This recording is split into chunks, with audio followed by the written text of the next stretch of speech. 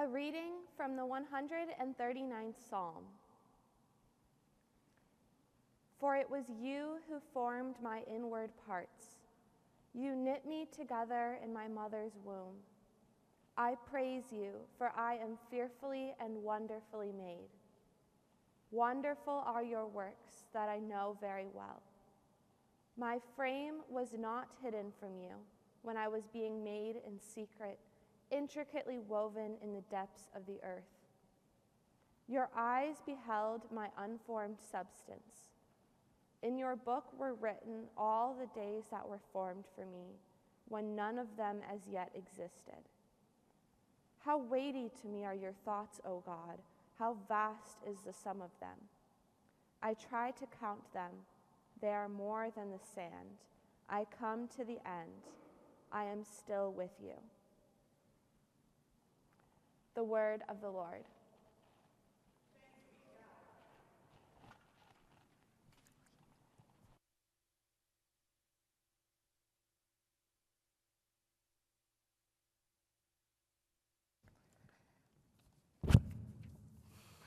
Hi everyone, good morning. Happy Valentine's Day.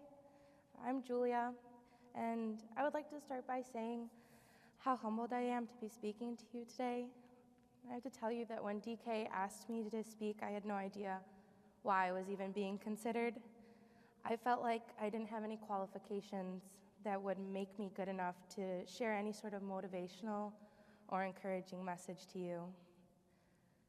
But in that doubt, I heard God's voice. Being good enough has always been a struggle of mine.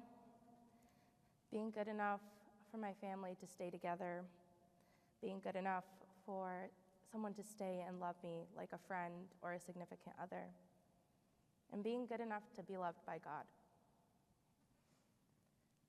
I have found so much love in this faith community on and off campus. But my faith journey has had many ups and downs. When I was a part of a particular church, I experienced a lot of spiritual darkness.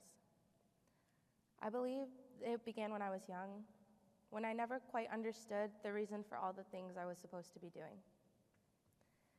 I was just told that if I didn't follow the rules or do this and that, I would not receive God's love.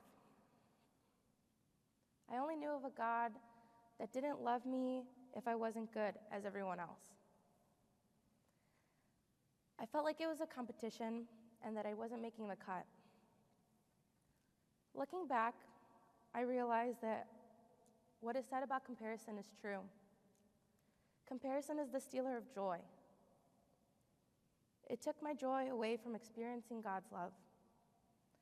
I am so fortunate to have so many people in my life who have walked with me through my seasons of darkness, trying to help me see that I didn't need to compare myself to others because I already had God's love. I was already good enough and more than enough to be loved by Him. I'm here to tell you, if you haven't already heard it before, but God's love is unconditional. There is nothing that you can do to make God stop loving you. You can turn your back, make choices that negatively affect you.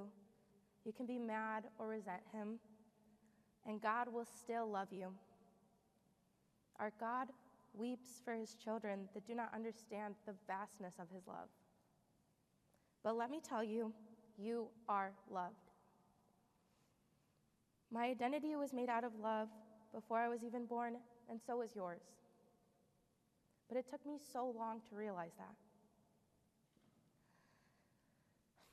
I am still processing a lot of the trauma that I've experienced in life, so I'm not currently in a place where I can open up about my past and where I have been.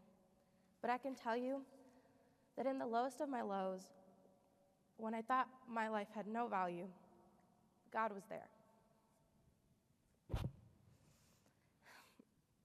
I might not have been able to hear or feel Him, but I am here today, so that means He got me through it.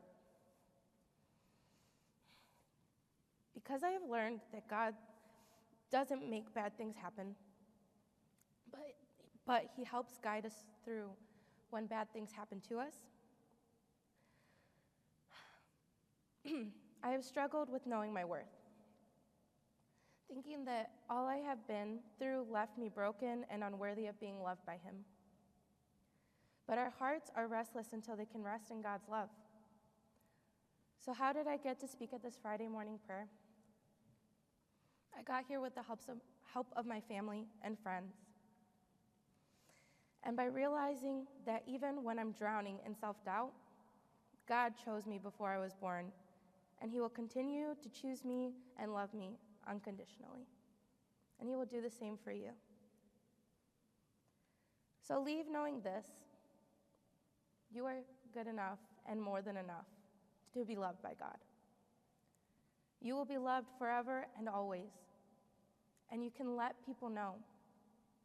So at this moment, if we could all look at the person next to us and make a declaration: I am loved, and so are you. Thank you.